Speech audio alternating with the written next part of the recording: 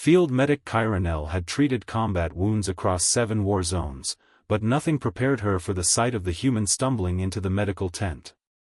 Her bioluminescent patterns flashed distress red as she assessed the damage.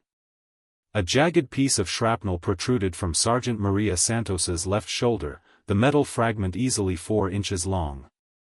Blood, that disturbingly red human blood, soaked through her torn uniform.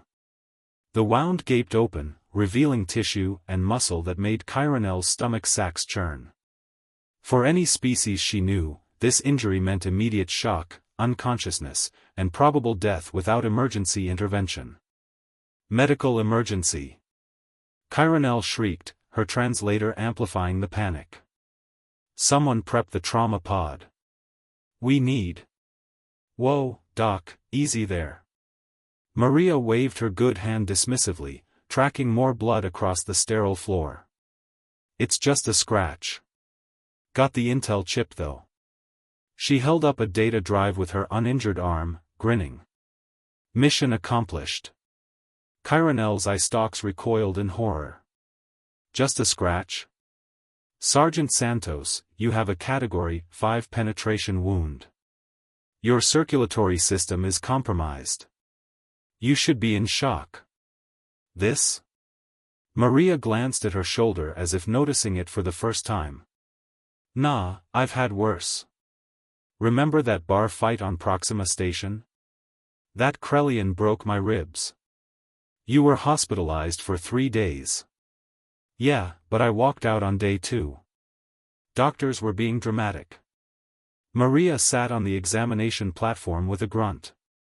Look, can you just pull it out and slap a bandage on it? We're wheels up in 20 minutes. Chironel's translator struggled to process her outrage into comprehensible language. She'd read the human medical files, had to, when they joined the coalition forces, but reading about their pain tolerance was different from witnessing it. Humans possessed a biochemical cocktail of endorphins, adrenaline, and sheer stubbornness that allowed them to function through injuries that would incapacitate species with twice their body mass.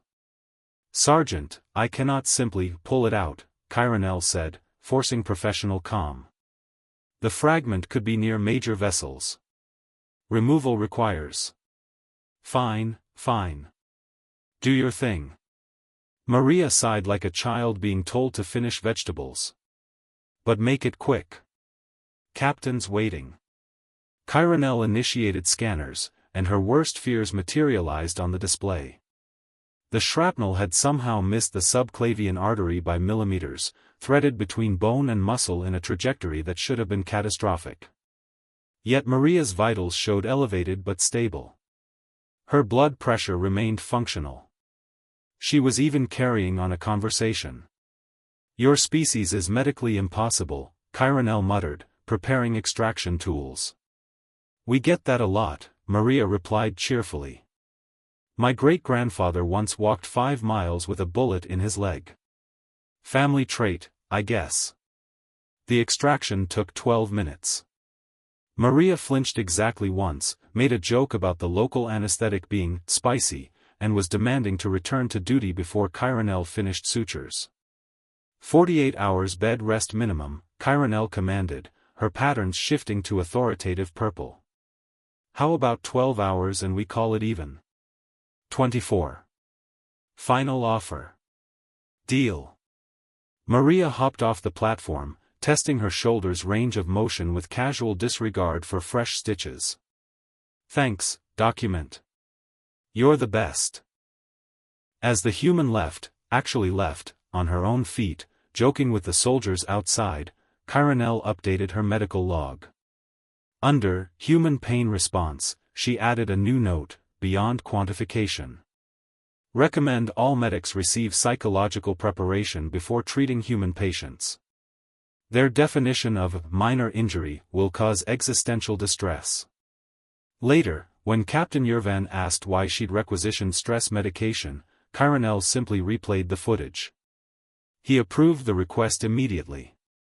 Humans, the medical community concluded, were nightmares wrapped in flesh, held together by spite and coffee. And somehow, the galaxy was safer for it.